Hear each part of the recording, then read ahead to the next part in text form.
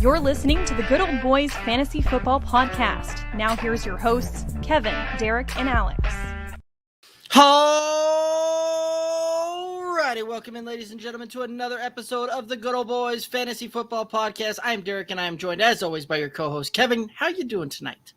Doing good, man. Another wonderful Friday night here in Colorado. Nice, cool weather. I got the window open, cooling the house off right now.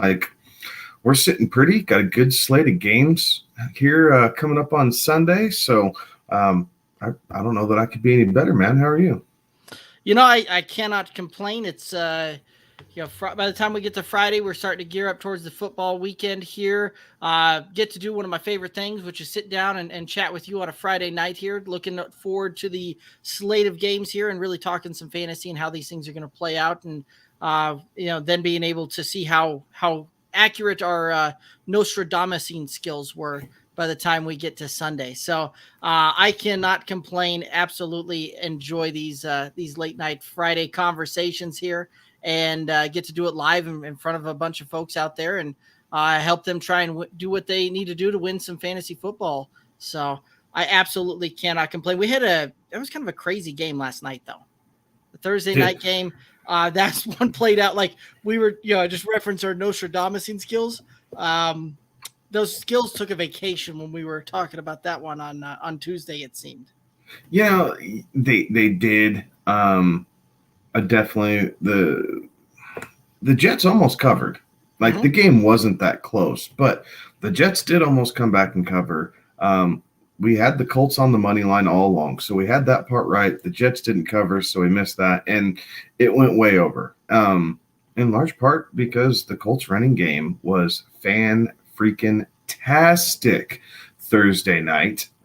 So kudos to them. We were kind of talking about this off air, right? They are in a win now, we can go get it mode, right? Derrick Henry's down. They know that there's a good chance they could have got a game back this week with Tennessee playing the Rams. And they got to get every win they can. And if you're going to make a playoff run, you have to beat bad teams. And the Jets are just a bad team right now.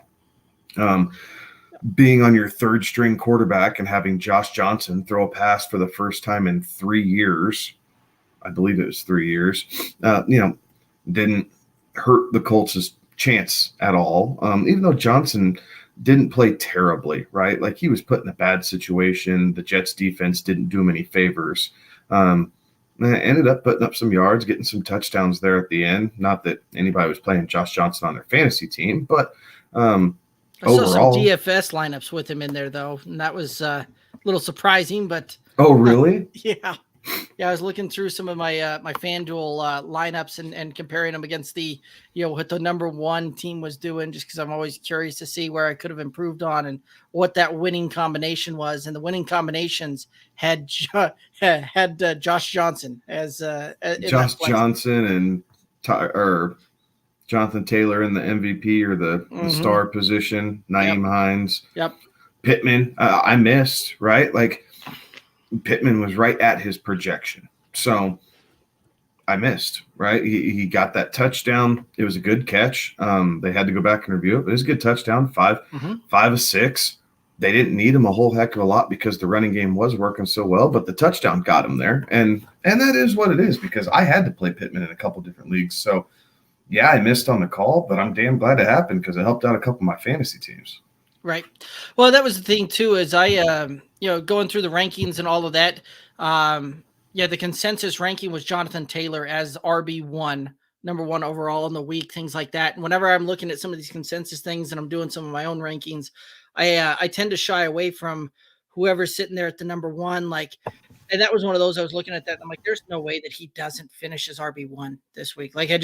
There's not a chance out there. So I rolled with it and stayed with kind of the consensus line there, which is something that I normally don't do. But after watching that for a little bit, holy moly, was I glad that I did. Oh, absolutely. I mean, it was just icing on the cake when he busted the long one to the house and just cemented it all the way. So honestly, that first drive had me a little bit scared, right? Man, are they not going to use Taylor again? And Nyheim Hines comes in and scampers for that, 34-yard touchdown run. Yeah, career-long run for him. it's like, holy cow, are they just going to think he's the hot hand tonight? And now Taylor's just going to go away. And nope, they just handed it to him and gave it to Hines a little bit more. Hines had a great game. If you were forced to play him in a flex position this week, like, it paid off. Good for you. So overall, another solid performance out of Carson Wentz. I mean, really everybody who needed to hit did, with the exception of Michael Carter, right? Michael Carter he had a couple pretty good games. Came up against a Colts team that was on a tear, and they had to throw so much to get back into it. You wish Carter would have been more involved in the passing game a little bit, but they had to drive the ball down the field. And instead, you got to see Elijah Moore, make his appearance for the second straight week. No coincidence that Corey Davis was also out for the second straight week. So I have some thoughts and opinions about that for Tuesday's show. But overall, the guys who you need to hit did get hit. So productive day as far as fantasy went. Yeah, and that was the thing, is that game was far more exciting than I think any of us had anticipated. Certainly I had anticipated, because that was one of those, I was fully expecting that to be a low scoring type of game. And I was expecting the Jets to cover that one, because it, was going to be a 24-17 type of victory, is how I saw that one playing out. And yeah, there was points when it started getting into that third and fourth quarter where I go, holy moly, I'm watching a Big 12 matchup here. Like, just back and forth, straight up, like, especially in that fourth quarter at times, like, there didn't seem to be a lot of defense getting Is this played Oklahoma there, and Baylor? Yes. There was times that I was watching that going, oh my, this is a Big 12 matchup.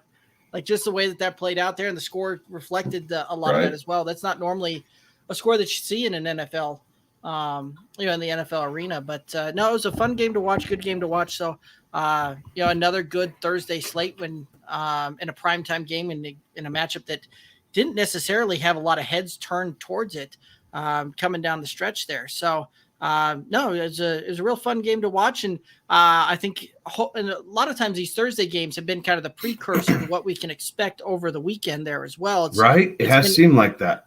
Yep. So this is one of those that, this game here seemed like a low scoring affair and seemed like a grinded out, just power run type of thing. And, all of that type of deal. And it turns out we got some explosive plays, some offense, just some light them up offense performances there. And I hope that holds true into the weekend here as well. And that should lead us to a pretty fun and interesting slate of games and matchups here. And one in which that there's some pretty exciting games that I think here, and some things that I think may be a little bit surprising out there for a few of these ones as far as how this thing might end up. Any other thoughts on the Thursday game before we start getting into breaking these games down? Yeah, not necessarily. I think it's easy to say because the Colts went up against the Jets, but we really did see what the recipe for success in Indianapolis is, right? Like, they have to run to set up the pass. Carson Wentz has done a really good job this season outside of 2 bad interceptions. He only has 3 all season long. 2 bad interceptions, right? And both of them they cost him games, right? 1 interception cost him a game ultimately against Tennessee the week before, and then the first one was against Baltimore. Like, outside of 2 bad picks, this Colts team has been really competitive, right? Like, they have their recipe, and the style of football that they play translates well to December, January, February type football, right? They can stop the run. They can run the ball. Carson Wentz is more than capable of making some throws when he has to, but ultimately he is much more efficient when he's allowed to use the play action, choose his points of attack and everything else, and he's not having to chase points. Most quarterbacks are, but Carson Wentz really excels in this. So it's on them, right? Prepare and execute. And if they keep doing that, we will see the Colts climb back up in the AFC South rankings, because Houston and Jacksonville aren't going to stop anybody. No. And we need to find out what Tennessee's identity truly is going to be going forward if Adrian Peterson and Jeremy McNichols can come close to replacing Derrick Henry. Yeah, if they can be serviceable, that'll be a big thing there. So let's go ahead and we'll start heading on over into the matchups here. And the very first one we're going to start with is the Cleveland Browns are heading to the Cincinnati Bengals. Cincinnati favored by 2.5. Over under on this one is 47. Any thoughts on this game? Cincinnati kind of got gut checked last week in their game against the Jets. And I don't know if it was lack of preparedness or overinflated sense of self-worth, or the Jets just caught them on a bad day. Combination of the three possibly, but I don't see this happening again. Cincinnati realizes that they are in a dogfight for this division title to make the playoffs. And I think they have the weapons to do it. The Browns are not as good stopping the pass as they are stopping the run. So we may not see as much as Joe Mixon this week in, I guess, total fantasy relevance, right? The volume will still be there. He's back to his normal workload. But we will see a lot of Jamar Chase. I think we're going to see a big T. Higgins game coming out of this. So I like Cincinnati at home. I like them to cover the game. And I think we hit the over here. I think the Browns are going to try and slam it home with Nick Chubb and get back to what works for them after taking the loss against Pittsburgh last week. And the Bengals are going to try and at least keep the Browns honest a little bit so the pass rush can't get to Joe Burrow as easily. But ultimately, the more the Bengals throw in this game, honestly, their chances for success are a whole lot better than just trying to run it up the gut against the front seven of the Cleveland Browns. Yeah, because the front seven's pretty good there. And I think you're right. I think the Bengals will absolutely, air this ball out. The Jamar Chase, Joe Burrow connection is real and is very legit. Apparently nobody told, Jamar Chase that, rookies typically have a slower ramp up time into the season. And he has just come in, hit the ground running, and proving why Cincinnati was right in that selection, taking him 5th overall instead of where everybody out there in the industry thought that, hey, they should be looking at an offensive line here, protect that their franchise quarterback that just came off of a season-ending knee injury, things like that. But that connection is certainly there and showcasing why they took him 5th overall instead of going with some of these other positions, and it's paying off for them. Absolutely. So that offense is a very dynamic one. You'll see Joe Burrow, I think, come out and get some gunslinger mentality back in this one, right? Last week, that wasn't necessarily the case where it was, we all thought that would be more of him. And they really didn't throw the ball necessarily as much, but as they have in other weeks. And again, I think that allowed the Jets to probably play into that and do some things there. But I think Cincinnati, you're right, got a little gut check there, and they're willing and they're wanting to come out here and have kind of that prove it game and show everybody why they were the number 1 seed in the AFC just 2 weeks ago. And so on the flip side of that, you got the Browns coming into town. The Browns have a little bit of they've had a lot of storylines going on with them in the past week there. So it's interesting to see what that locker room is going to look like and see how they either come together or they don't, and what this rest of the season is going to look like going forward for them, and how that's going to look and play there. But I think you're right. I think you'll see the Browns come out, run the ball a ton. I think you'll see Cincinnati air this one out, and I think you're going to have a higher scoring game. I'm probably seeing this one closer to Cincinnati right about 30, the Browns right about 27 when it's all said and done. So I see a very high scoring, aggressive game plan for both of these teams here, which is a little bit out of the norm there because normally those AFC North teams play each other very tough in a defensive minded battle, and you typically get a lower scoring game, but I don't see that being the case here. Any other thoughts on this one?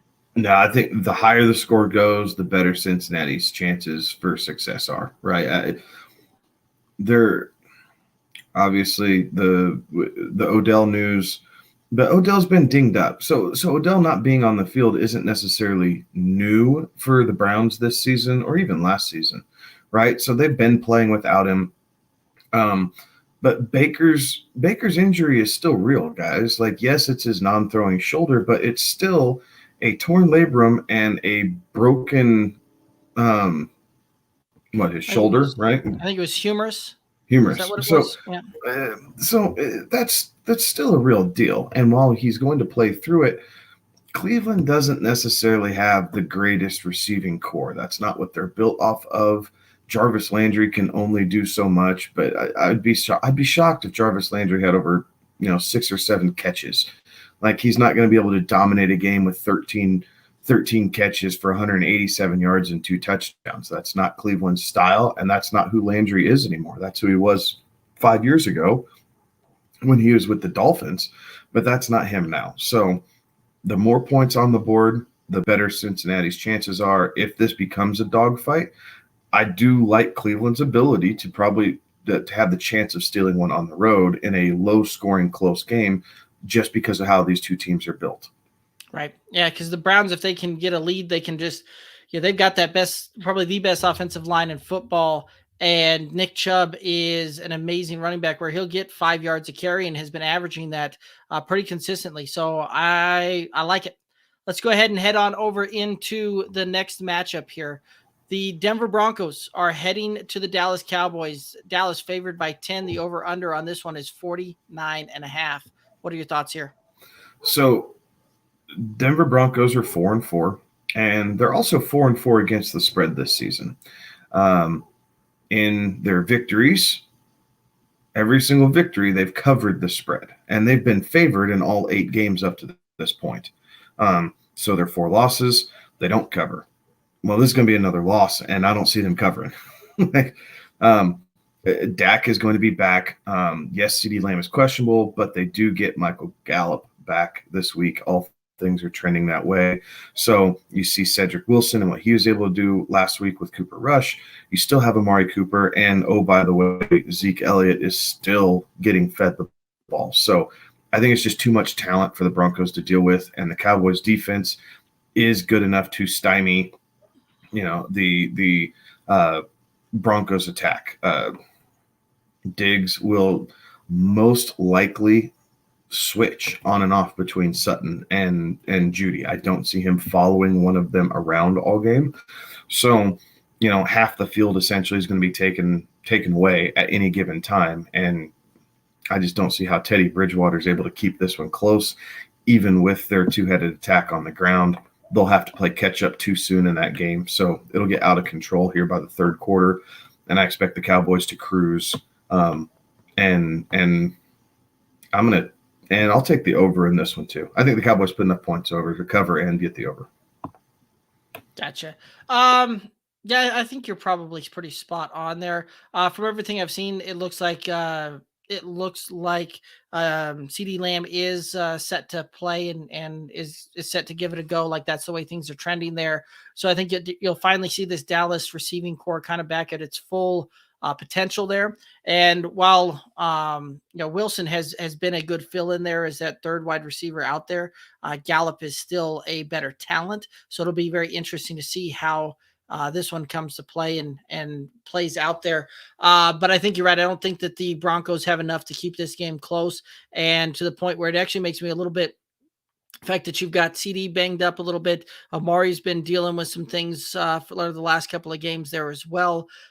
This could be one of those almost a little bit of a trap type of game for your Dallas wide receiving options in this one, because of the fact that you've got that banged up, things like that. Dallas could jump out to an early 2-possession type of lead in the second quarter, and you see a healthy dose of Zeke and Pollard, and thus limiting the fantasy production there on the Cowboys. So one of those that does make me a little leery of playing my Dallas receiving options in this one.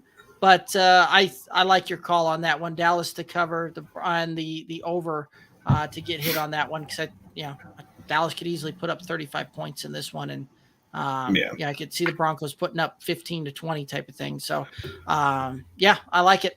I think Dalton Schultz is a great play this week, just with how the Broncos are struggling so much at getting linebacker depth. All their backers are hurt at the moment, so I do think that's a big deal. And I think that even with Cooper and Lamb kind of nursing some injuries, and now you have your burners back in Gallup and Wilson.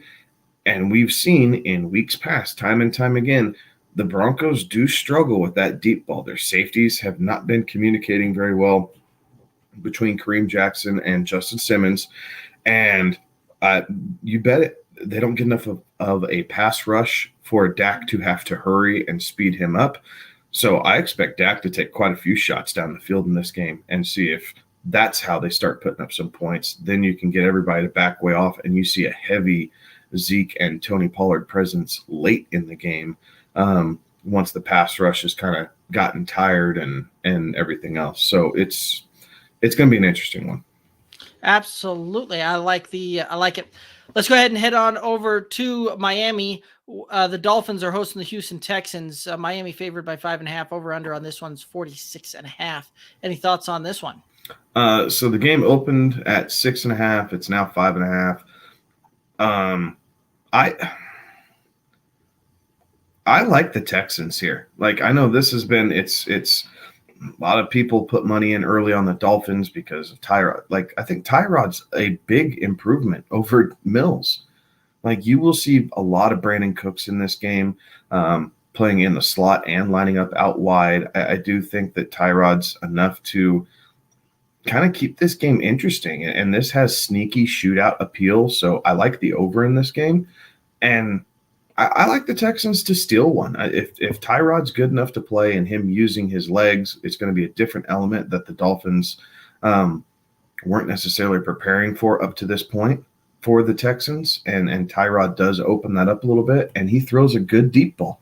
Tyrod can throw the ball deep, and he can scramble when he gets in trouble. So both those things, I think, are reasons to believe that the two worst teams in the NFL, and I say that even though Detroit's 0-8, but these are the two worst teams in the NFL right now. And I think Texans are going to be just a little bit better than the Dolphins on Sunday. Yeah, I could see that. I think I like this thing to be about a field goal type of game when it's all said and done. So I think the Houston Texans will probably cover. I think the Dolphins will still win this one.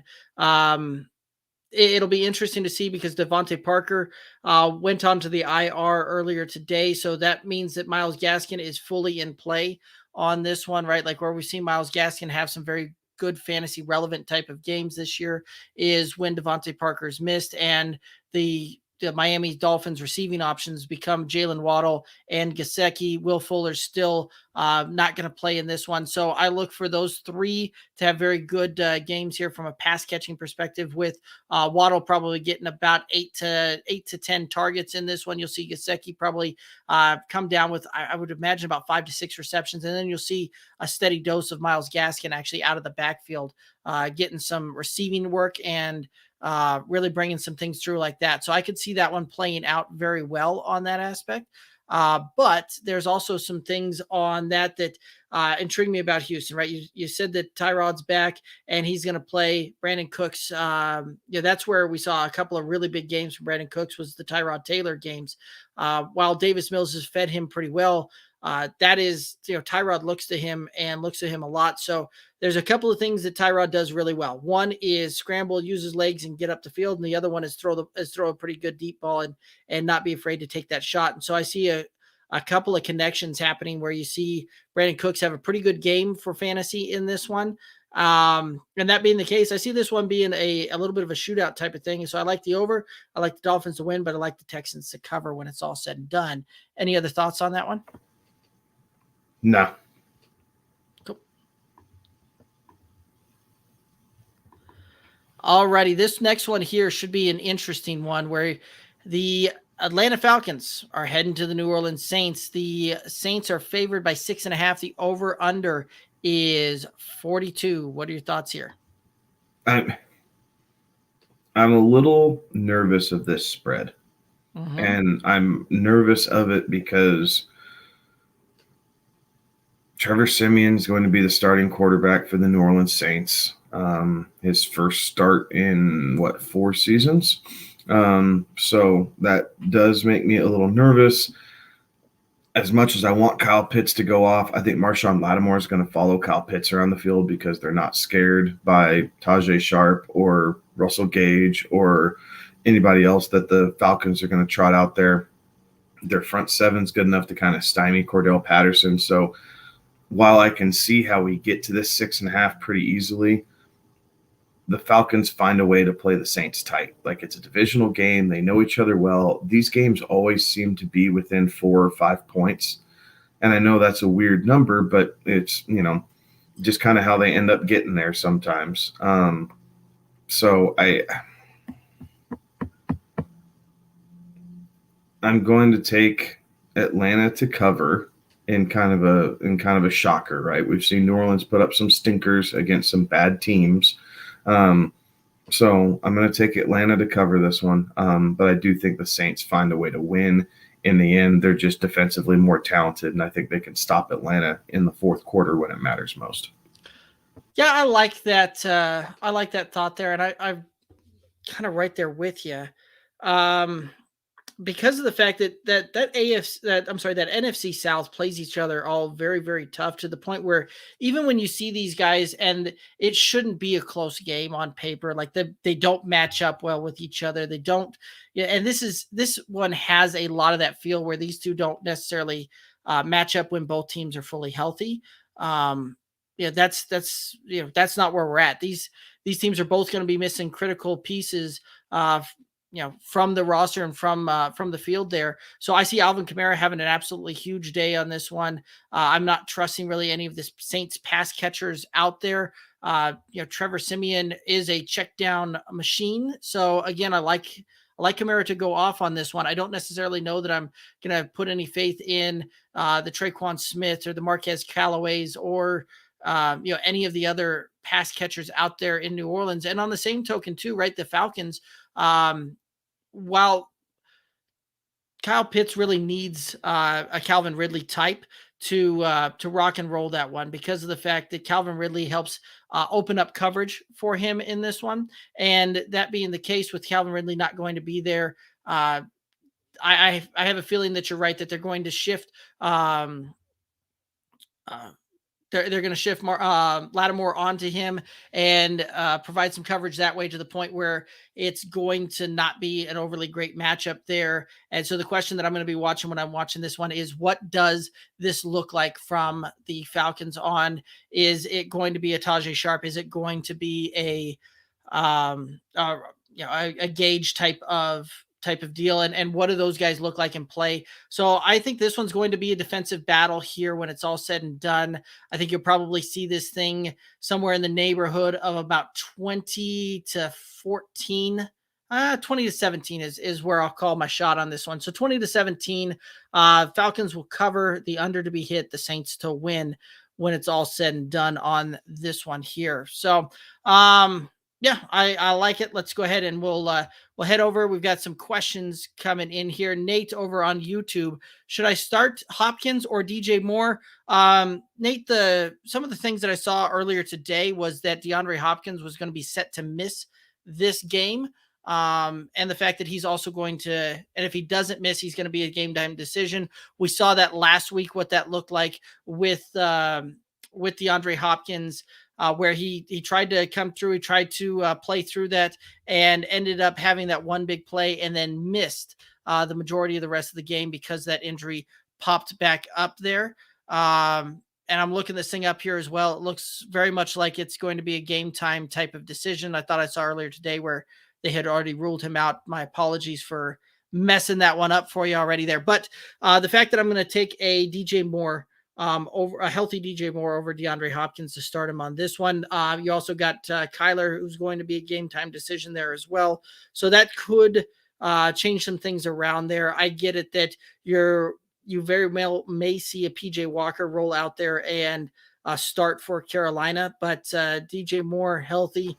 I'm going to take the healthy player over the guy that's nursing a hamstring and is a game time decision and may miss time. So Kevin, real quick on your thoughts on, should I start DeAndre Hopkins or DJ Moore? I'm going DJ Moore on this one myself. Yeah, I'm not loving either option this week. Hopkins is really nursing that hamstring injury. There's game time decision, same as Kyler. DJ Moore there's no injury designation, although you don't know who his quarterback's going to be. So I think both are going to have rough weeks. So at least with DJ Moore playing at the moment, he's coming into the game healthy. So that leads to more opportunities than what DeAndre could end up seeing. So I think DJ Moore is the player. Yeah. Well, and DJ Moore is also the type that he can house one from anywhere on the field. So he's got that big play ability where he could catch a quick slant over the middle, or make a guy miss, get up the field and house one from 70 yards out. And that just made your fantasy day there. DeAndre Hopkins, as we've seen a lot of times, he takes a lot more volume to put up those big fantasy weeks there that we've come accustomed to seeing from him. And with that hamstring, I don't see him having that big play type of ability. The fact that you also see Kyler, game time type of decision, again, leads me back to DJ Moore. So I like it. Same page there. You've got the consensus there. Hey, Nate, thanks for tuning in. I know that this isn't the first time we've seen you in the chat, and we appreciate you tuning in and asking those questions. Thank you very much. Let's go ahead and head on over to the next matchup here. We've got the Las Vegas Raiders heading to the New York Giants. The Vegas Raiders are favored by 3, the over-under 46.5. Thoughts on this one? Yeah, I don't know why this game's only at 3 points. Me either. Like, I think this is the Raiders all day. Like, the combination between Josh Jacobs and Kenyon Drake, they're coming off of a bye, so they had 2 full weeks for the coaching staff to kind of get a solid game plan together. Kenny Golladay is still questionable.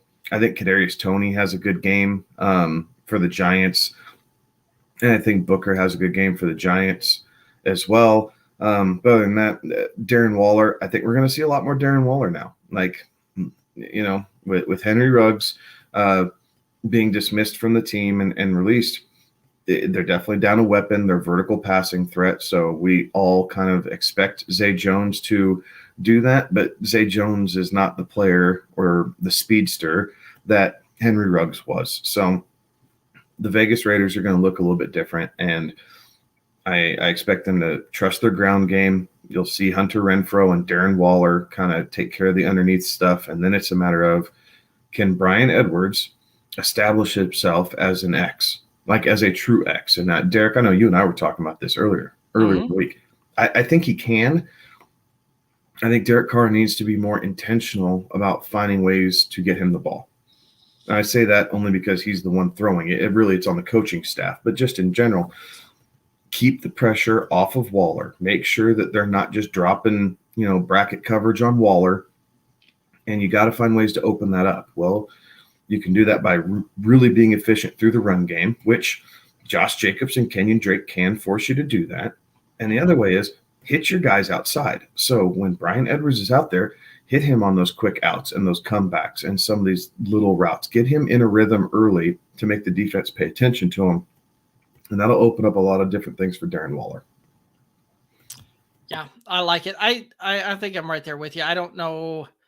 Yeah, the folks that did the spread on this one, they obviously know some things that we don't on this one, but I don't see this one being a 3-point game at all. I see this one being almost a 2-possession type of game when it comes down to it on the Raiders side of the ball. And when you look at it, Josh Jacobs has very good games for fantasy in wins. And I think that this one is going to be a Josh Jacob very heavy loaded type of game, to the point where you'll probably see him get 20 plus opportunities in this one, and they're going to just run the ball on this one. The Giants give up a ton of points to opposing running backs. So again, I think you're spot on there when you're talking about Josh Jacobs and Kenyon Drake having a very big game. I think that that's absolutely how this is going to play out. I think that you're going to see the Raiders utilize, Darren Waller when they need to convert and when they need to pick up some, a little bit longer yardage than what their ground game typically does. So I see this one playing out very similarly to you. I think that the air is going to be taken out of the ball, especially on the Raiders side of it, who will just chew up the clock and keep this in a low scoring game. So I've got the Raiders to cover and the under in this one. Any other thoughts? Cool. No, sir. All righty. Let's go ahead and head over to Carolina, where the New England Patriots are heading to the Carolina Panthers. New England is favored by 3.5, over under 41 on this one. What are your thoughts? I like New England here. They're kind of on a roll right now. They have things going with their ground game. Mac Jones is being extremely efficient with the ball. He's not making boneheaded rookie mistakes, which plays right into Belichick's hands.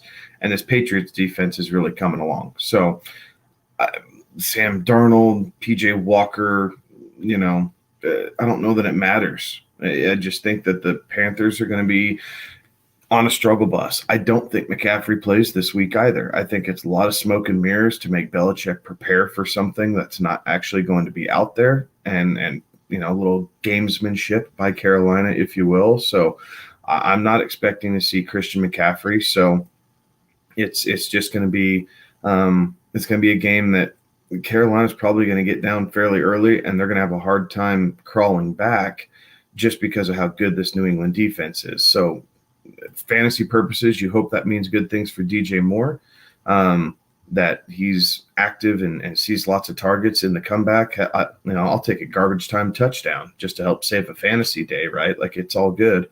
But I think this game is a New England game all the way, and I wouldn't be surprised to see the under. I could see New England kind of run away and hide in this one, and it looks like 27-10 when it's all said and done with. Yeah, this one here seems like it'll just be a defensive.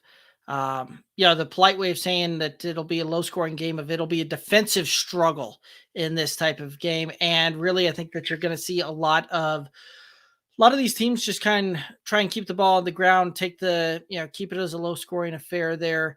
The fact that you're uncertain to who the Panthers quarterback is, PJ Walker adds another wrinkle to that the Patriots may need to prepare for. And, we saw him do some pretty cool and interesting things back when the XFL was on its, reboot type of thing there. And he showed some flashes there, and obviously enough to get an NFL contract out of it.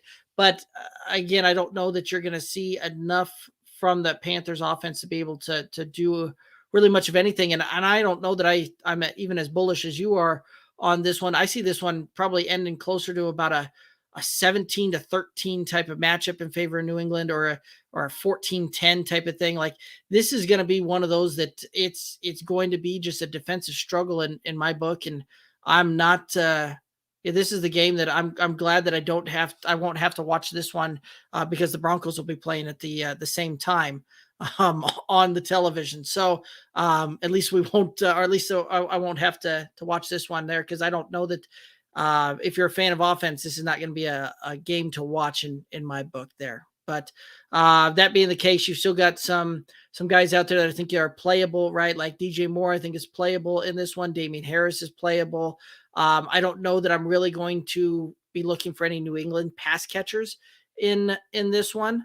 And the tight ends are going to be whoever comes down with a touchdown type of thing. So again, a low scoring affair, in which case that this one here, I may look to try and pivot if I've got Panthers or I've got Patriots that I'm having to put in my offensive or in my fantasy lineups, just because of the fact I don't know that there's going to be enough point scoring and yards in this one for it to have a fantasy relevant game. Any other thoughts there? Yeah, I see your point. I don't know that I'm quite as down on the New England offense as you are after seeing what they did against the Chargers going out west. So I'm because of depth, I'm not playing Jacoby Myers. But honestly, there's two leagues that I have to play Jacoby Myers, and I'm okay with it. Same thing with Hunter Henry. There's a league where I have to play Hunter Henry because Hawkinson's out this week. And again, I'm okay with it because he's the guy who's getting the touchdowns. Yes, Damian Harris. Chuba Hubbard's probably not a terrible play. Yeah. Just volume, right? Volume based. Like if you're going to attack New England, you want to get the ball out of your hands quickly, whether you're Sam Darnold or PJ Walker. So you could see a lot of quick passes out to Chuba Hubbard to, kind of bolster his fantasy stats in a PPR type league. So he's another guy that if you're hurting for running back, you could probably play worse than Chuba Hubbard. But again, if McCaffrey goes, and again, I don't think he will, but if he does, you have to put him in your lineup. Like he just commands so much attention and so much volume out of that offense. You don't have the luxury of just sitting back and waiting with him. So if McCaffrey's playing, you have to get him in your lineup. There's really no other choice for that. And yeah, outside of DJ Moore and whichever running back starts for the Panthers, I'm staying away from all of it. Fair enough. Let's go ahead and head on over to the Buffalo Bills heading to the Jacksonville Jaguars. Buffalo's favored by 14.5. The over-under is 48.5 on this one. What are your thoughts? I want to take the Bills just to go roughshod over the Jaguars, but we thought that happened last week against the Dolphins, and they got the cover. So they found a way to cover the spread, but it was a low-scoring cover, which I don't think any of us had pegged for that game, right? So it was 3-3 at halftime. That was yeah. Now, part of that's a divisional game, right? The Dolphins understand the Bills and everything else, so you can chalk it up to some of that. Jacksonville does not, and Brian Flores and his coaching staff is probably better than Urban Meyer and his. So, I'm going to take Buffalo to cover. It's Josh Allen, Stephon Diggs, and Emmanuel Sanders, and then you've been seeing a pretty good sprinkle in of the run game between Moss and Singletary. And while neither one are necessarily fantasy darlings, if you will, for NFL purposes and in the game, they've been doing just enough to be efficient and keep things balanced. And it's probably been saving Josh Allen and not forcing him to run the ball as much, which stinks if you're a fantasy owner. But if you're the Bills, you like to see that because you're saving your franchise quarterback. So I don't think Jacksonville has enough dogs in this. They're just not going to be able to keep up. James Robinson looks like 50-50 shot whether he's going to play or not. Carlos Hyde there. Carlos Hyde is not James Robinson, so that doesn't do anything for me. You'll probably see a lot of Divine Ozigbo, who they picked back up after New Orleans released him when they brought over Mark Ingram. So you might see some more Ozigbo this game. But the Bills' rushing defense is, top 2 or 3 in the league right now. So it's not like you're going to get a whole lot of production out of that. And Trevor Lawrence is still a rookie, and he hasn't quite panned out as quickly as some rookie quarterbacks have in years past. So it's not like you can just say, well, he'll find a way to throw for 280 and 3 touchdowns. I think Trevor Lawrence might get 230 and a touchdown. And then you're hoping he uses his legs to cover the rest of it. That's what you need out of Trevor Lawrence in this game, is a Trevor Lawrence who likes to run the ball, who picks up a couple long first downs with his legs, and they try and keep Buffalo off balance that way.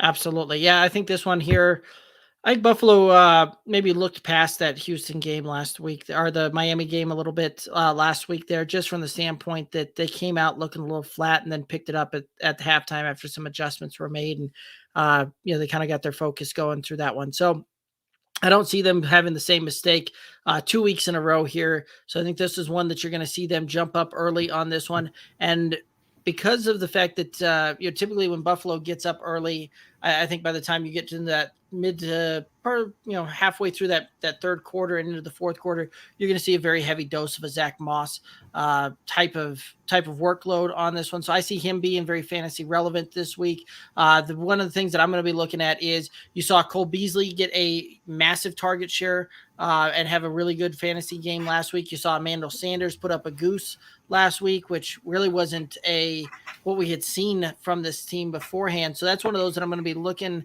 at this one and just kind of seeing how that goes forward and seeing if that's, if there's been a little bit of a shift that happens there as far as how they're going to scheme and do that kind of thing.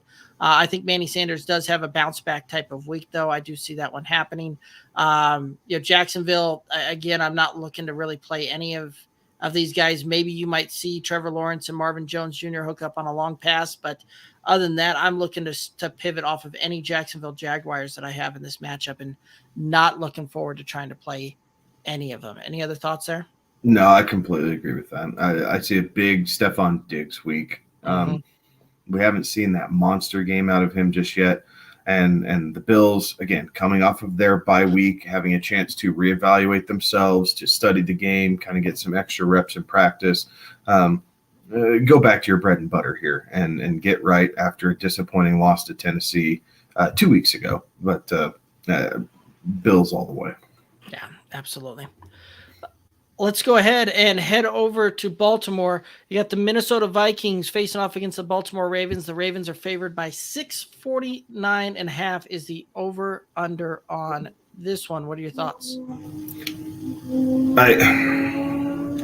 Our co-host, Alex, right, would tell you that the Vikings play well when they're completely counted out, and when they're expected to win, they crap the bed and it runs down their leg in front of everybody on national television, right? Like that's part of what he said on Tuesday. I don't know that I'm buying that necessarily. I think the Vikings are just not a good football team right now. Like, I don't know if it's time for a new head coach or if they're just not buying into the system anymore or what that is. But the Ravens are going to jump out. I think Kirk Cousins finds a way to be more efficient in the back end of the game through garbage time. So, do they cover? I don't think they do with Baltimore being at home. I say Baltimore by a touchdown. They cover the 6. But I like the over here, though. I do like the fact I think they get to 50 points between the two teams. Definitely hoping for my own selfish reasons that Justin Jefferson kind of reemerges and they remember who the hell he is, because the last couple of weeks, Justin Jefferson has not been the focal point of that passing game. It's been Adam Thielen. I'm really hoping for a Jefferson game here because I need it really bad. There you go. And you may be onto something there. The Ravens typically, where they are exploitable is on the ground through the run game. That's where they tend to give up the most points to opposing fantasy players there. And so this is one of those that, do we see Dalvin Cook have a little bit more of a bounce back type of game? Really not a good game last week against Dallas. And I know a lot of folks were out there thinking that he would have a pretty decent game going into that matchup, and really just kind of laid up a ho-hum production, especially for a guy that was drafted as, in most cases, as the second RB off the board, and depending upon your format, a very early first round pick. So that being the case, I think that you're going to see Minnesota actually keep this one a little bit tight, a little bit close. I see this one being about a field goal type of game when it's all said and done. And I think that you're going to see about a 27-24 type of deal. So I do see the overhitting. I do see Minnesota covering. It very well might be a backdoor type of cover. It wouldn't surprise me there.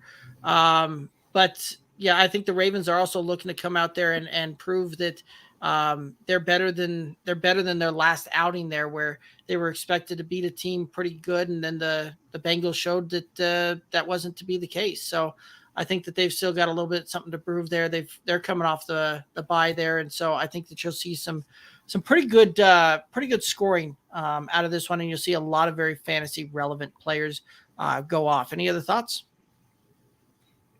No, I think that sums it up. Cool. All righty, let's go ahead and look at the Los Angeles Chargers heading over to the Philadelphia Eagles. The Chargers are favored by 1.5. The over-under is 50 on this one. What are your thoughts? Here's another game where I just can't get to only 1.5. Like, again, the people who set the lines get paid to know a hell of a lot more than we do, but I'm just not buying it. Like, I think that the Chargers will come out, will play better. Yes, they're not as good against the run, but guess what? The Eagles don't run the ball very well. So they will be all right. I think this is a game that Justin Herbert can start to get right. We'll see Austin Eckler show up, and he'll put forth his normal productive stat line. I think Mike Williams starts to get back involved here with what worked with them early on in the season. And I think the Chargers end up running away with this game. I think the over gets hit again because Jalen Hurts is good for 2 or 3 touchdowns a game. Like, he just is. But Justin Herbert is in a different stratosphere than Jalen Hurts is as far as just quarterback play in the NFL. So Chargers all the way. And I don't know that it's going to be overly close when it's all said and done with. No, I'm right there with you. I don't know how much of this line got influenced by the way that the Eagles looked last week versus, coming out and just putting up a monster game up against the Detroit Lions, but it was the Detroit Lions that they were playing. It wasn't like they were playing one of the premier teams in the league and one of the best defensive teams. Like the Lions are an 0 team right now. And there was a lot of folks that going into that matchup thought that was a game that the Eagles could lose. So I think that the Eagles use some of that bulletin board material to come out there and just put a whooping up quick, fast, and in a hurry. But I don't see them being able to hang in this game. I think you're right. I think you're going to see the Chargers jump out quick on this one and really play with play at least a possession ahead most of this game, to the point where you'll see the Eagles really become one-dimensional, and it'll kind of revert back to what we've seen a lot of times with Jalen Hurts in previous parts of the season, where he's doesn't show up well, for fantasy for the first 3 quarters, and then all of a sudden in the fourth quarter, really try and explode and end up with a pretty decent fantasy game for you. So I can absolutely see that narrative playing out there. But I think you're right. I think this one's going to be something to the standpoint of, you see the Chargers probably put up 30, 35 points on this one, and the Eagles, put up right about 20 when it's all said and done. So I like the over, but I like the Chargers by a mile in this one. Any other thoughts? Yeah. Very good. Let's go ahead and head on over to the Green Bay Packers are heading to the Kansas City Chiefs. The Chiefs are favored by 7.5. Over under on this one is 48. What are your thoughts here? So before this line's moved a lot in the last week. So before the Monday night game, the Chiefs were favored by 3.5. After the Monday night game, the Packers were favored by 1. Then Aaron Rodgers tests positive for COVID. And now we're all the way back up to 7.5. Like, this game has moved a ton from when they first released it. As good as Aaron Rodgers is he worth 8.5 points against a bad Chiefs defense? Yeah, I don't know that Jordan Love is going to be, out of this world, but Devonta Adams is there. You still have Aaron Jones and A.J. Dillon. You might actually see a bit more of a diverse passing game with Jordan Love there. So, Lazard and Randall Cobb and obviously Adams. So you could see this get spread out a little bit more than what Rodgers typically does, which is going to force the Chiefs to cover more of the field. And when you can spread them out like that, that's when they suffer. I think something that the Packers will do that will be different than the past couple weeks that might help this is the Packers aren't going to sit in a deep cover 2 shell. I don't see them playing that way. So it will lead to more deep shots and big play opportunities for Patrick Mahomes and his Chiefs. And so, do I think Tyreek still gets his? Yeah, I do. And it's just a matter of, can they contain Tyreek enough to continue the frustration that Patrick Mahomes has kind of shown through his play the last couple of weeks? Ultimately, with Rodgers being out, it's too much to overcome for the Packers. So I do expect Kansas City to cover, or I do expect Kansas City to win, but Kansas City is not a team that covers very often, right? They just have not done it very well in the last couple seasons. So I think the Packers find a way to keep this within a touchdown and cover the game. So it should be a fun one to watch. I'm glad that it's not the Sunday night game without Aaron Rodgers versus Patrick Mahomes. So I guess kudos to us. It'll still be on everybody's market for the most part. So we'll all still get to watch it, but it's not going to be primetime television. So Chiefs win, Packers cover, and 48. I'm going to tell you that's the I like the push. That's a bummer. I'm going to tell you it's the under. With the way that the Chiefs offense has not looked so great, and the Packers having a backup quarterback, I'll take the under.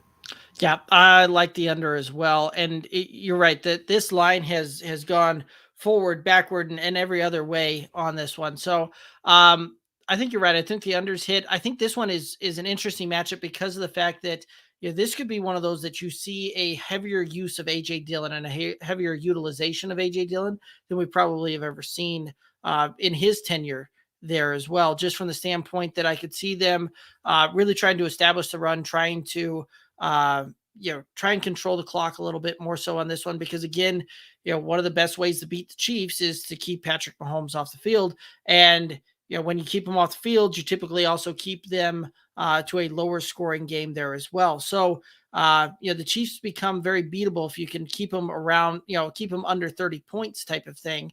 And one of the best ways to do that is just keep the ball out of Patrick Mahomes' hands, even though, he's had more turnovers this year than we've seen in really at any other point in his career. But I like the league. Yep. And a lot of that just comes from the fact that I think he's pressing a little bit too much because he's trying to do things, more so than what we've seen in the past. And, we've seen some other great quarterbacks kind of go through that where they come off of a couple of really good years. They get, and then they try and press a little bit. They try and make things happen. They try and do some of this stuff and it ends up not working out. And then you see that maturation start to take place again, and then you see a better result going forward. And I think this is just kind of that season for him that we've seen with a lot of other quarterbacks in the past, right? Like a lot of times it used to be called a sophomore slump type of thing when you'd see a starting quarterback come in, light the world on fire, and then the next season have that. We didn't really see that with Patrick Mahomes. We saw him come in, light the world on fire, and just continue to light the world on fire. And I think this could be that one where the league has kind of caught up with him a little bit. That Super Bowl kind of given a blueprint as far as how to really play the Chiefs and how to play Patrick Mahomes. And now it's come time for them to, understand that and how to move forward with that. And I think they'll get it right and they'll get it figured out. So I think he'll be all right going forward. But again, this one here, lower scoring game, Chiefs win, but the Packers cover on this one. And I like the running back options out there in Green Bay. So if I've got AJ Dillon, I've got Aaron Jones, I'm looking to play him. Any other thoughts here? This just popped into my mind. If looking back, there was a prop through 8 weeks, what category Patrick Mahomes would be leading the league in, what the odds would have been on interceptions, right? Like yards, touchdowns, completion percentage, all the different things, right? But I don't know that interceptions, you'd have had some pretty long odds, and it would have been a nice little payday if anybody would have thrown some cash down on that. Yeah, and a lot of folks before the season, I think, would have been thinking that would have been a fool's errand. Turns out that not to be the case. All righty, let's go ahead and head over to another divisional matchup here.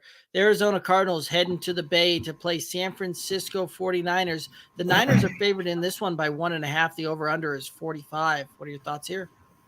I think I like the Niners. So for the longest time, the Niners were +1. And that's when I really liked the Niners. Now they're favored by 1.5. Okay, fine. And actually, as I'm looking at BetMGM, now it's 2.5. So it's moved even since we started the show. So that kind of tells you where everyone's thoughts are with Kyler Murray and DeAndre Hopkins being game time decisions. If they don't go, I don't see how Arizona stays in this game very much. Now, it can be a low-scoring game. If they don't go, I think the under's extremely possible because Deebo Samuel's also fighting a calf injury, so we might actually get to see a lot of Brandon Ayuk in this game. Ultimately, Elijah Mitchell's questionable, but it's really a pain tolerance deal. He's hurt. He's not injured, so I expect him to kind of take the workload of carries again, so he's a must-start for you. I think Brandon Ayuk, if you're scratching for flex play, I like Brandon Ayuk this week with Deebo's calf and everything else, because if the Niners feel like they have this game under control, they're not going to risk Deebo. Like, he's been really good for them through their first 7 games. He does have a bit of an injury history behind him, so hopefully Kyle Shanahan's at least cognizant of that and making sure that the team doctors are really talking to Deebo, making sure they understand exactly how he feels and being able to make it work. I mean, if the Dallas Cowboys can sit Dak Prescott, who isn't running routes, he's in the pocket, and yes, scrambles a little bit, but not doing as much explosion, if you will, than what Debo would do. If the Cowboys are sitting Dak and these injuries are anywhere similar, you got to figure the Niners should tell Debo, hey, we will find a way to get this done without you, because we need you down the stretch for us to have any sort of a chance in hanging in the NFC West, because that division is very, very difficult right now. Yeah, I mean, you got two teams sitting at the top of it, with the Rams being 7-1, the Cardinals being 7-1. You're going to really have to be trying to fight. Like at this point, right? The Niners are already 3.5 games back of each one of those teams. So you're coming down to the stretch where they've got to win, and they've got to start picking up ground in order to even try and stay in a hunt for a divisional title, much less the wild card type of thing, because of how those things are going. But yeah, and this is another interesting one too, because it's looking like George Kittle is slated to return in this one. So you could see one of those that if Kittle's back, they could also take that route too, with limiting Debo in this one, and really kind of, while he's an active player, give him an active rest type of game. Where he comes in there, does a little bit here and there, but if the game's in hand, I think you're right. I think they're going to pull him and really limit his work, which will definitely limit his upside for fantasy for you. Same thing too with the Cardinals. If Kyler's out on this one, I see it becoming. Yeah, I really see this, and AJ Green also is in the protocol as well. So there's a good chance that you're going to see Arizona missing Kyler, DeAndre Hopkins, and AJ Green. And at which point now you're looking at them having to bring in Rondell Moore, Christian Kirk to try and fill in for AJ Green and D-Hop. And now it's a Romo. there you go. Absolutely. And then it's a Zach Ertz type of week in that one for me, as far as I see that one going. And I'm also looking at playing a lot of Chase Edmonds type of thing. Let them, really help utilize him in the passing game, and really kind of get him out on the edge, get him some screen passes, things like that. And let him get up the field and work a little bit, and get away from that San Francisco front four, which has been very, very good against running backs. So you manufacture some touches for him and use the screen game, use that very short passing game as an extension of the run game. I can see that one happening as well, especially if you're missing both a Kyler and all the other weapons out of Arizona. But yeah, this one here's an interesting one. I see this one definitely being on the underside of this thing. This one really kind of almost has the feel of like a 21-18 type of game to me. And that being the case, if it's able to stay lower scoring like that, I think the Niners actually probably pull this one out there. It'll be interesting to see, though, because if the Niners lose this one, what does that look like going forward for that quarterback room there? Like, do you start going to Trey Lance and getting him some reps there and being outside of being out of the divisional race type of thing, being outside of that, or you just keep plugging and chugging with Jimmy Garoppolo and let Trey Lance just sit and learn the playbook? I think the Niners will stick with him, because outside of the division leaders, you have the Saints, who are 5-2 and a half game back in Tampa Bay, and then. Yeah, Carolina's 4-4, but they're a sloppy 4-4. I don't know that you're worried about them making a run down the stretch. So because of where some of these secondary teams are in all these divisions, they're not out of it for that wild card race with that, with that extra team starting to make the playoffs now. So even if they lose this game, I still think we're a week or two away from Shanahan throwing the towel in and putting Trey Lance in, but it's definitely going to create a whole lot of chatter if the Cardinals find a way to beat the Niners the same way the Packers did without, maybe not quite the same, but with the Packers finding a way to beat the Cardinals last Thursday without Devontae Adams. And anytime you lose a game when your opposing team is missing their star or star players, it raises flags on how competitive is your organization at the moment, or if you just need to punt and reevaluate. Right. And even if they decide to punt, like they don't have some of those draft picks to try and do that. So that could be an interesting thing to make well, up. Yeah. Them punting has to be all right. We got to figure out what we can do. Like, how does this offense change under Trey Lance? Like, can we get him some meaningful snaps? Yes, we saw him in the one game, but can we do some things with him that we can't do with Jimmy G? And does it spark this team enough to at least give you a building block for the years to come? Absolutely.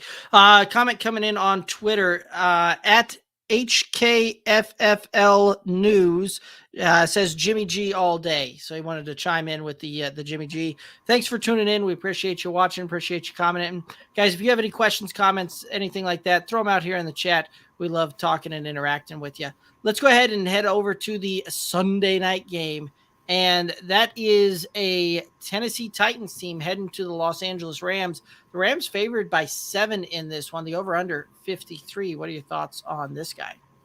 The Tennessee secondary is still bad. And throwing the ball is what the Rams do best right now. Yes, Darrell Henderson's been very solid. I think he's RB11 for the season right now. So he's been very productive. But this Rams team is going to go as far as Matt Stafford and Cooper Kupp can take them. Woods is questionable, but trending towards playing, it sounds like. So I'm not overly worried about that. The biggest question that everybody has is, what does the Tennessee offense look like without Derrick Henry? Now, the Titans have come out and said, look, we're not going to reinvent the wheel just because we're down Derrick Henry, because it wouldn't make any sense for us. Well, to some extent, yeah, that's true. But on the other half, like, dude, you just lost, the best running back in football season to date. Right. That's a big loss in everything that he did for that offense. And you bring in Adrian Peterson, you have Jeremy McNichols to catch some passes out of the backfield. But how much volume is Peterson going to see? I mean, he's coming off the streets. They're saying he's in good shape, but there's a difference between being in good shape and being in football shape. And all these athletes will tell you that. And the last thing that you want to have happen is you bring Peterson out there and he's not in game shape, and all of a sudden now he tweaks a hammy, and now you're down a running back again, and you're starting the whole process over. So a lot of questions for Tennessee, right? Like, and that's the biggest thing. So throughout all this and this entire monologue and rambling about this game, it's the Rams. Like, I have the Rams. I think they're going to cover the 7. And I don't know that this game does quite get to the over. I don't know that Tennessee can find themselves enough with Jalen Ramsey covering A.J. Brown. And if Julio plays, great, but Julio's not the same guy he was 2, 3, 4 years ago. So you're not having to worry about him as much. So I just don't see Tennessee creating enough offense to hit the over. So Rams covering the under. Yeah, this is one of those that I was a little shocked when I saw this one and the line come through on this one, where it only being 7 points. I really thought that being down at Derrick Henry would have moved this line closer to a double-digit type of spread, and that didn't happen. So I'm liking the Rams on this one, and I like what you're talking about too, with it being kind of the under on this one, because I think that you're going to see ultimately see the Rams jump out on this one and put up probably right around 30 points on this one, but I don't know that I see the Titans really getting past about 21. So that's kind of how I see this one playing out, is really kind of a 30-21 type of game there, which allows the Rams to cover and has the under hit on it just barely, but it still hits. And I think you're right that you're going to see a heavy dose of Jalen Ramsey on A.J. Brown. And that also starts adding some other intrigue to this one, because what does that look like? Because where A.J. Brown has really excelled is play action. And that's where we've seen both Ryan Tannehill and that A.J. Brown connection come to play, especially on some of those big, long gainers, are the ones where play action up over the top. A.J. Brown runs through a guy, makes a guy miss, and houses one. And you've seen that happen many, many times, where he has a 30, 40, 50-yard touchdown in a lot of these games. But without Derrick Henry there to help keep the box solid and put, that 8-man in the box type of thing, what does that really look like? And I don't know that that you're going to see A.J. Brown be as open as we've seen him in the past there, just because of the fact that you're right. Like Adrian Peterson, while is a monster and is a beast and one of can certainly be in the conversation for one of the all-time backs of the league, just from what he's done over the past, that those days are behind him. And if memory serves right, I think he's 36 years old. Like this is one of those that we don't see guys come through. Running backs, him and Frank Gore, right? Right. I mean, right. that's really the list. Right. Another guy that sits there and talks about that he could have gone much later, things like that, is a guy like Herschel Walker. But you're talking about very generational type of players that have a very specific type of build, have a very specific type of running style in the NFL that you see being able to have these longer careers and have that kind of deal. But Adrian Peterson doesn't have the burst that he had, that he had 10 years ago.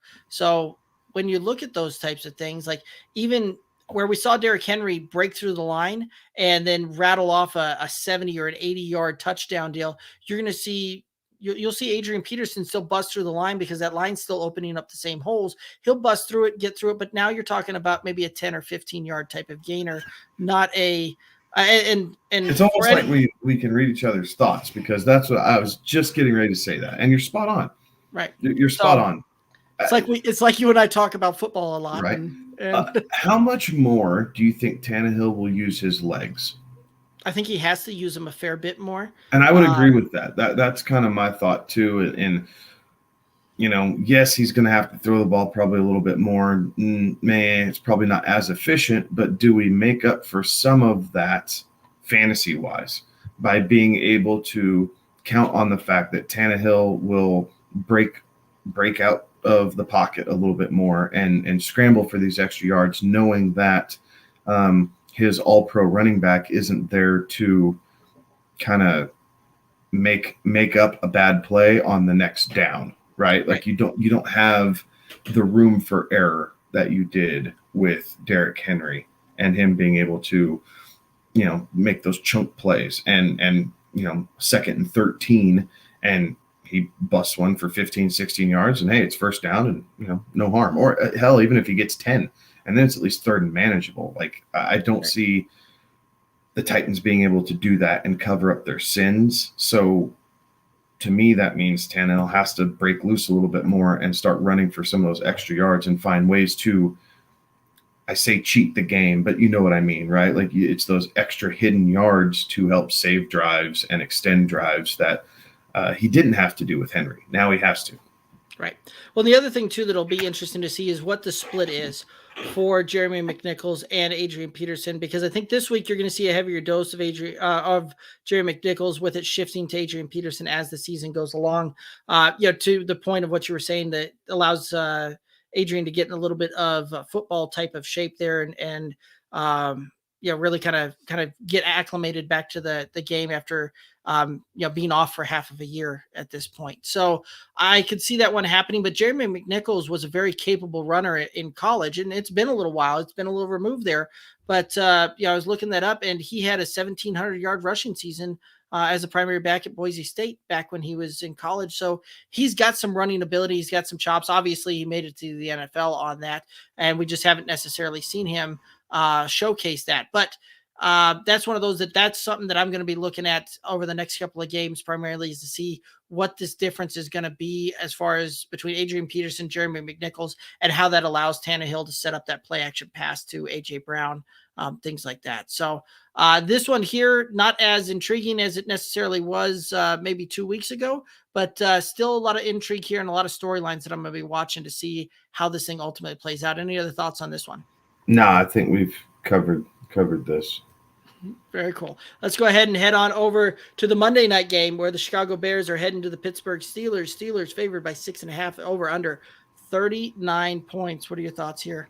It's a big spread for only 39 points. Mm-hmm. And while the Bears haven't moved the ball well. The Steelers really haven't either. Like Big Ben he still doesn't look great, right? Like, and ultimately it's going to come down to which quarterback can make the play at the right time. And then it's going to be on the running game. Like there's rumors floating around that you could see Monty back.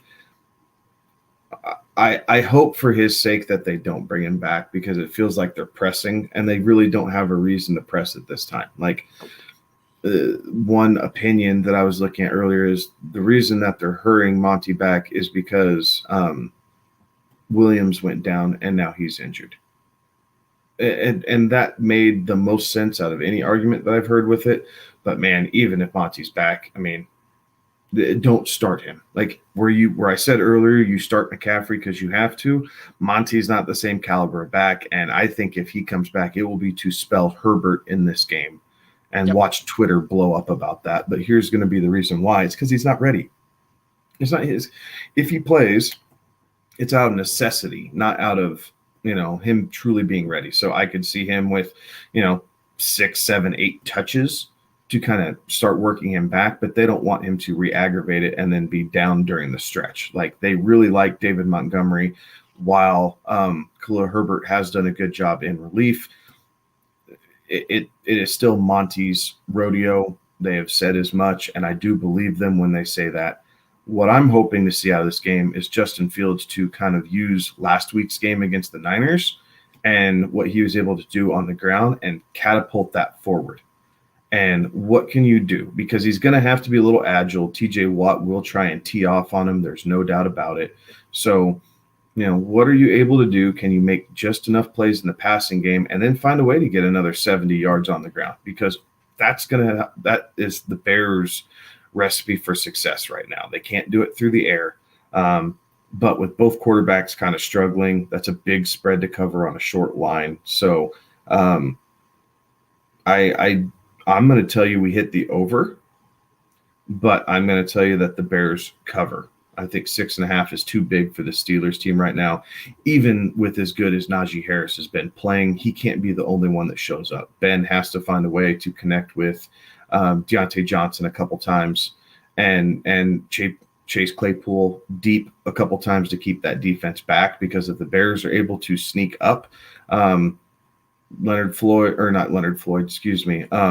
Roquan Smith and company there for the Bears do a good job of stopping the run, and Roquan can get sideline to sideline to stop a lot of those quick intermediate routes. Absolutely. This one has the feel of like a 21-18 type of game for me. Like that's really how that kind of, and so at that point I want to almost just say it's a push on the over under there, but that being the case, I'll root for the points and say the over with that one. And let's say that this thing gets to 23-20 type of deal in favor of the Steelers. But again, this is one of those that you're going to see Pittsburgh just try and dink and dunk this thing all the way through, right? You'll still see Big Ben probably try and take a shot or two down the field to Chase Claypool. Whether or not that they connect on one of those, that's a whole other story. Big Ben hasn't looked good on really throwing the ball down the field on those deeper passing routes there. This one here for me again comes down to the fact of who's calling the plays for the Chicago Bears. Does Matt Nagy take over the play calling again, or are they going to let the guy that they called it in his absence last week call those plays? Because that's the Justin Fields that I think everybody had hoped to see and had wanted to see when he was drafted into the NFL, was the version you got last week, not this trying very play scripted type of thing and really trying to take the ball out of his hand and trying to manage a game that we've seen all the other weeks, but letting him actually use some of his playmaking ability to open things up. And if he does that, that's why I think that this one's going to be closer, because I think you can see Justin Fields, rattle off probably 200 yards on the ground and probably about 60 yards on the ground, about 200 through the air, and probably get about a touchdown or two, probably 1-1 a piece on that one, and be a relevant for fantasy. If Matt Nagy values his job at all, he has to take the chains off of Justin Fields and say, just go make plays, relax and go make plays. If it's not there, throw it away, which is fine. Or if you can break containment and get out and go pick up 6-7 yards, go do it. Because right now we don't have anything else to lose. We're a bad football team right now. And Matt Nagy needs Justin Fields to improve the second half of the season for Matt Nagy to have a job come January. Otherwise, he's going to be one of the first coaches we see on Black Monday, and he'll be out the door. Right. I mean, that was one of those that he was supposed to be the quarterback guru and this offensive genius and things like that. And, we saw it with one top end quarterback pick in the first round and make it through a rookie contract and not work out there in that system. And now we're seeing almost a repeat of that similar type of thing there as well. So I would agree with you that unless they allow him to really take open the playbook up and really allow him to be the dynamic playmaker that he can be, I think you're right. I think you'll see the brass there in Chicago decide that a change is needed at the leadership of that one as well. So speaking of Trubisky, he's on a 1-year contract with the Bills for this season. What are the odds that he signs in Carolina to provide a little bit of pressure against Sam Darnold? It wouldn't surprise me, right? Like that's one of those that I think the Panthers at this point have got to be wondering, like, why did we do this deal and ship Teddy out of town? Because if you're the Panthers, Teddy was at least supporting three different 1,000-yard receivers last year, and we've seen the massive disappearing act from Robbie Anderson. Curtis Samuel isn't there, but we were all expecting Terrence Marshall to step up and have a pretty decent run for a rookie here. That one, even when he was healthy, wasn't happening. DJ Moore, isn't really getting catchable balls down there, and Sam Darnold is not the guy that I think they really thought that they were going to be getting. And what I'm curious about is what in the world happened there from the first 3 games that we saw Sam Darnold come out and be a world beater into this regression into a very much of what we are used to seeing from him when he was with his days of the Jets. So one-dimensional offense where they're not worried about Chuba Hubbard. No, that could be. And I think that just showcases, where Sam's, talents lie and where the ability truly is there on that one. So it wouldn't surprise me if they bring in another guy down there in Carolina, whether it be through a free agency thing or even through the draft type of thing there, to see what they can do to really put a little bit of pressure there and really give him some competition too. Yeah, I'm just looking through. I'm trying to think what teams are going to need quarterbacks next year, right? Like we just went through this slate, and the Browns, I don't feel like are ready to give up on Baker yet. No. Some of that's been on Baker. Some of that's because I think the Browns just don't want to start another quarterback. The Broncos, there's rumors swirling already again about Aaron Rodgers. We'll see what comes from that.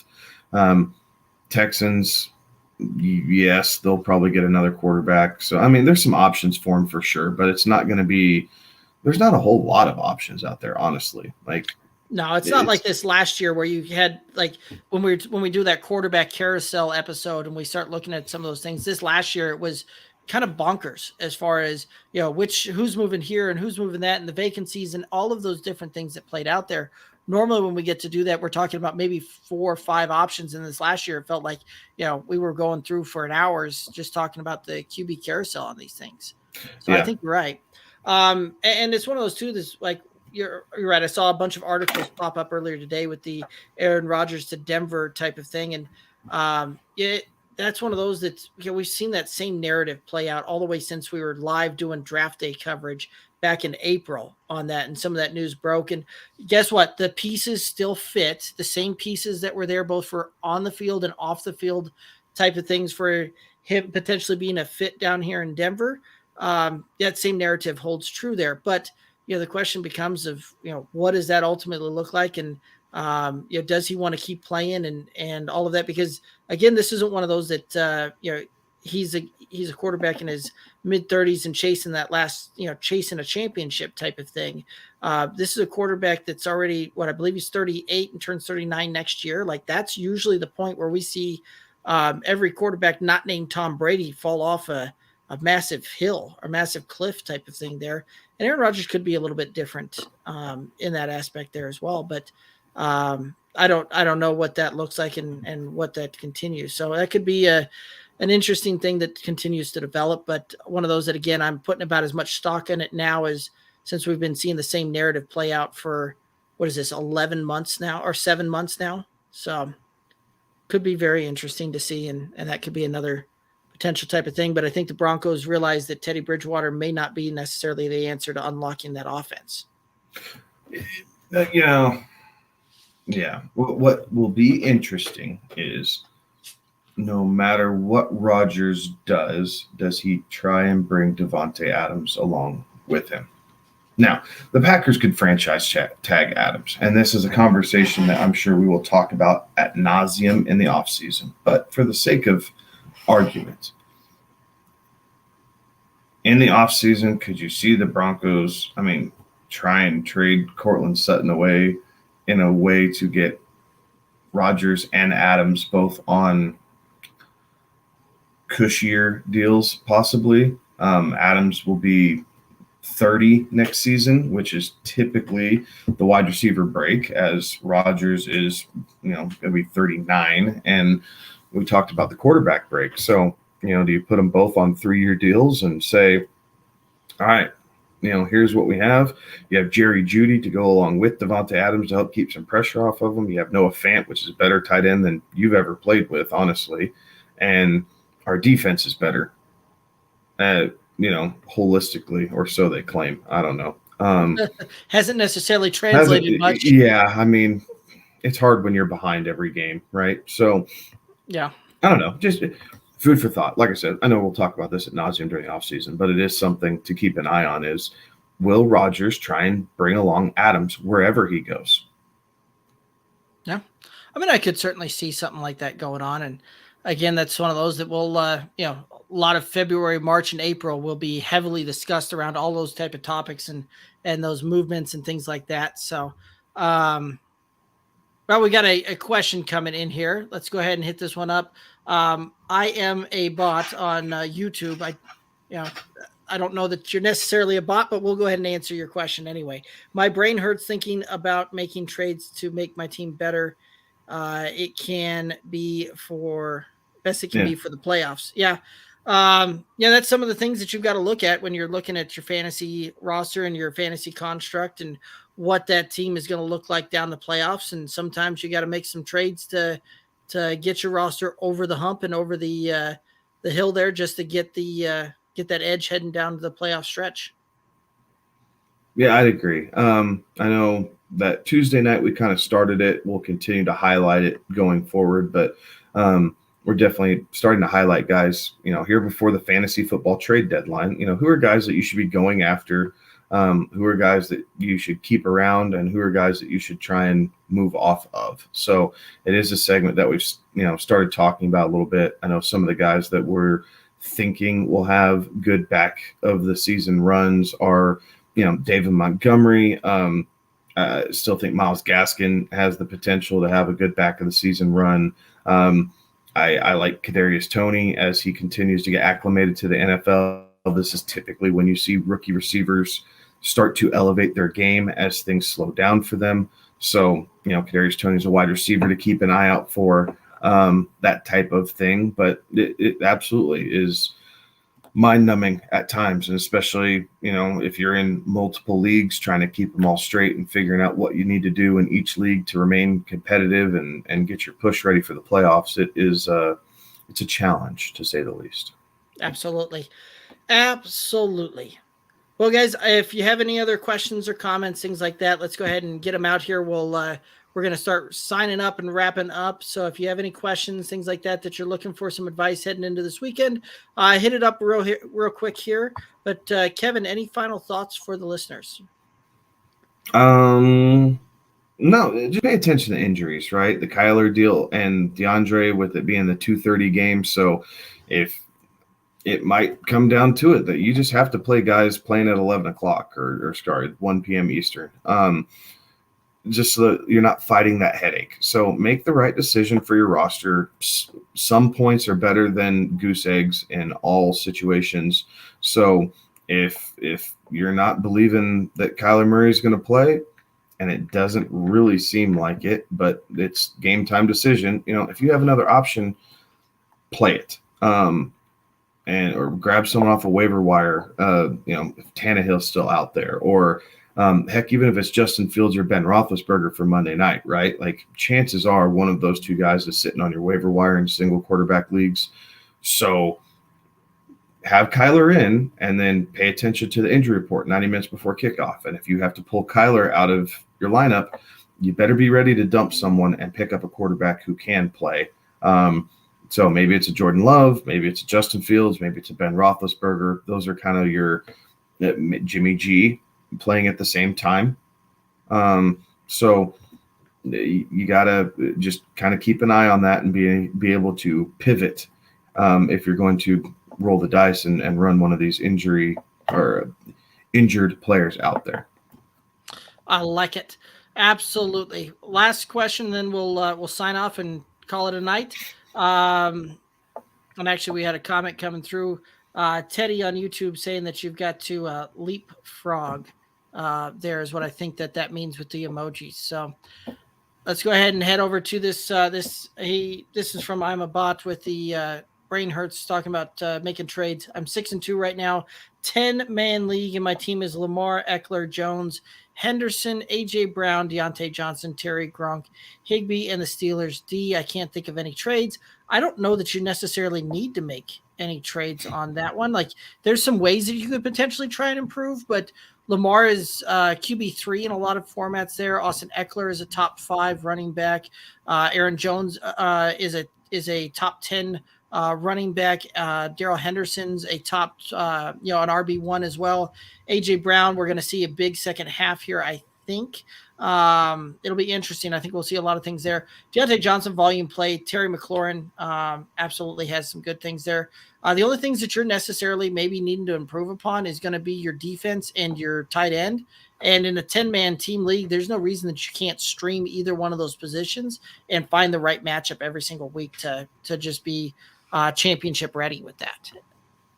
Yeah, I'd agree. Steelers defense is fine this week, but definitely be streaming the defenses. I mean, the Cardinals, even the way the Cowboys have been playing now, they're super opportunistic, so there's nothing wrong with that. The Rams defense, and then you're just going off of matchups, right? I mean, there's going to be some weeks where you play the Rams defense if you can get them, and other weeks where maybe you do pivot off and you play a team, the Bills, right? That's another team who's had a really solid defense.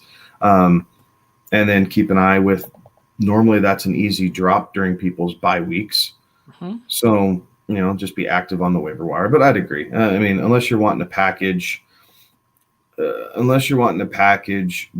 and Deontay Johnson and trying to improve upon that because you don't like how Ben Roethlisberger's looking. So now you're going to go out and you're going to try and get a Chris Godwin. I mean, and even that's volatile, right? Because some weeks he shows up and other weeks maybe not so much. So overall, I like your roster. I think you can sit pat and just kind of wait and see what comes from it. But there's nothing wrong with streaming defenses and tight ends, especially in a 10-man league, because generally there's so many options out there.